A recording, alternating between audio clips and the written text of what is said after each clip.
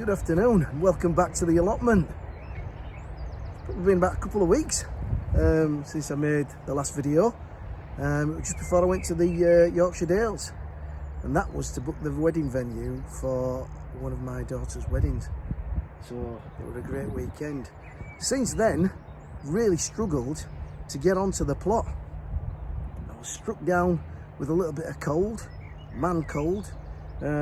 Knocked me on my backside for a little bit, and then when I came down, the plot was closed for a couple of days because they had to have some emergency tree works done. So I'm back in the catch-up position again, but what I'm going to do, I'm going to crack on today. The first thing I'm going to do is get my potatoes in. This is the latest I've ever put them in, but you know what, they'll grow. I just have to wait a little bit longer. I'm the veg plot man. Let's crack on and see what we're doing today. So the potatoes that I'm going to go into this bed here are King Edwards. I've got 3 trenches and I'm just going to bob them in around a foot apart and fill the 3 up. As I mentioned, this is the conventional way of doing it. My other potatoes, I'm going to put in another bed and I'll show you how I'll go on with them.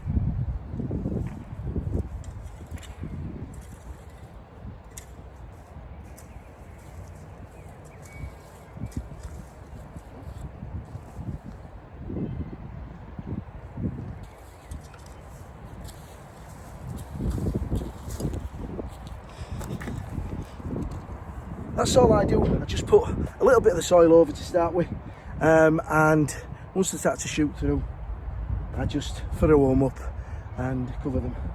So I'm going to do that. I'll take you across to the other side of the plot and show you how I'm going to plant those potatoes. Right, so what I'm going to use on this one, I'm just going to dig the hole for the potatoes as opposed to the trench. Doing those trenches, it takes it really out on my back, so I'm trying to find the easiest way. I've been told that digging a hole is no different to doing the trenches, so rather than just take the word for it, I'll give it a go. If there's no difference, then next year I'll just do this. And these are what you call chavolas, and you use them in the fencing game, and basically you can plough right down, get a big load of soil out of the way quite quickly. So just basically plunge them into the ground, pull them back, lift them up and drop the excess out. I'll put the camera a little bit closer so you can see what we're doing.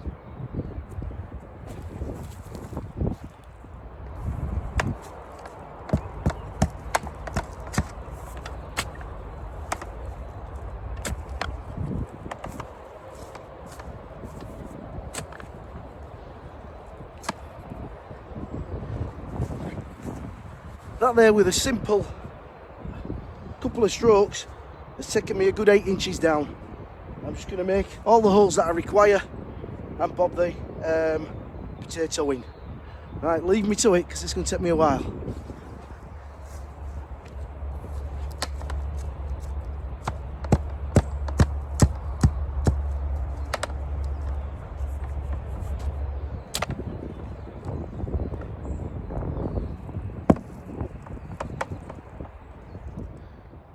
So there we have 32 holes for 32 potatoes.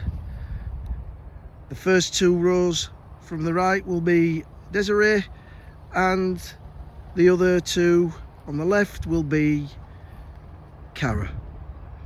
Right, so I'm going to drop them in there and I'll see you back in the greenhouse.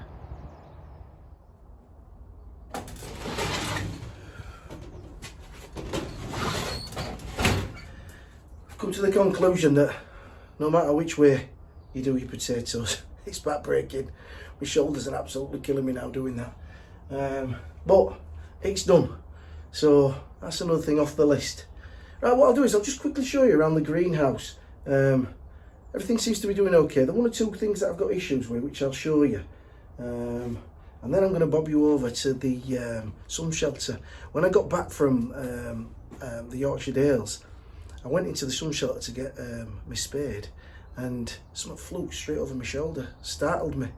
Anyway, I looked up, and I've got like a claw sort of rake type tool, and it's hung up in the corner of the sun shelter, and basically a swallow's come in and actually made a nest on top of it. So that's really nice. My only worry is that if for some reason the actual rake falls off, because it's not really secure, it's just hooked on a piece of wood. So I think what I'm going to do when I get another pair of hands is I'm going to get somebody to come in, hold it, and then I'm going to put a screw through it to make sure that it don't fall. But I'm told that if a swallow makes its nest there, they come back year on year. So if that's the case, it'll be great. But I'll bob you over and have a look at it once we've been around the greenhouses. Right, so my moneymaker tomatoes are all now starting to look nice and healthy. The Cosmos, the second lot of Cosmos, needs potting on. I think this is Calabos, but I've rocked some of that already out. In here I've got my sweet Amy peppers. I like to keep those a little bit warmer than everything else to bring them on. It won't be long before I'm putting them into a bigger pot. The basil's looking good. Over here we have Roma tomatoes, and again they're looking nice and healthy. I've got some Shirley here, they're looking good. Oh, don't forget this one. I've got the one Tigerella that I'm nurturing. I've got some spare basil there, which is going to go to my friend who's got some raised beds in a garden. Under here I have some salad bowl, rainbow salad bowl lettuce. It's just coming out nicely. The beetroot is looking good, needs a water. I have here my these butternut squash and some cucumbers at the back there. The leeks are coming on nicely. Some more seeds going in here. Sunflower seeds in there. What have we got in here? I don't know, I think that's another sunflower, one of the reddish ones. Some spare sprouts at the back, the Morning Glory, and some more cucumbers there. And this is the concern I've got. My sunburst squash going a bit yellow. I've just potted them on this morning because I'm thinking to myself, the little pots that they were in before probably were sort of drained of all the nutrients. So I've potted them on in here now. I'm going to give them a water, and I think I'm going to do the same with the Blenheim orange melons at the back there. Pot them on, because I'm still convinced that there's not much nutrients in these compost nowadays. That's the second lot of sweet corn. That's Early King. I have my, I got given these. These are Black Russian tomatoes. A neighbour who's got a plot on another side up the road He gave me 6, so I'm quite pleased with those. At the back there, the runner beans are starting to make a show. I think they'll time it just nicely. There'll be no messing about this year, moving them here, there and everywhere. They'll go straight out because I think our last frost will be towards the end of next week. These onions are now saying get me out of here, so I'm going to be getting those out within the next week or so. The fig is doing okay, and that's generally it. I'll take you across to the other greenhouse. I'll show you what's going on there. Before we go in the greenhouse, I'll take you to the little nest. It might come flying out above me. It's right in the corner, just above the frying pan there, on the claw.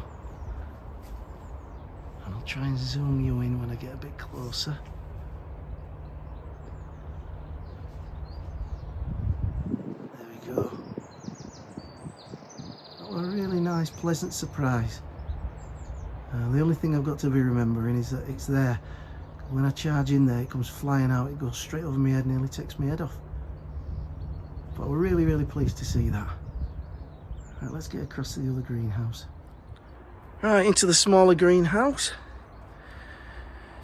As you can see there, some of the dahlias are shooting now. The cannas have come right on. Bit of bindweed there. These ones here that've got the bindweed in, I actually took them out of the pots and placed them in my garden at home, and there's a little bit of a bindweed issue in there, and I think it's got into the pot. So what I'm going to do is take that out, totally take the whole plant out of the pot and pull that bindweed away from it. So yeah, they're looking really nice and healthy, and we've got them underneath the bench there as well, looking really good. And look at the bindweed on that. So I'll be tackling that at some point over the weekend. So up from there onto the bench. There's the morning glory in the back there that I potted on. Then we've got some fennel there. Calabosse, red cabbage there. These are some sunflowers at the front. And the first lot of sweet corn, the ones where I saved the cob at the back there. And then here we've got the sprouts, I think. Yeah, I think these are the sprouts. And these are, I can't see, Romanesco cauliflowers. And then we've got the cosmos, which, again, if you look at this compost, it just looks lifeless. I think that shows in the plants as well. We'll just have a quick wander down through the plot. The broad beans are doing okay. Those baby leeks are ticking over nicely. These leeks are doing well. And also the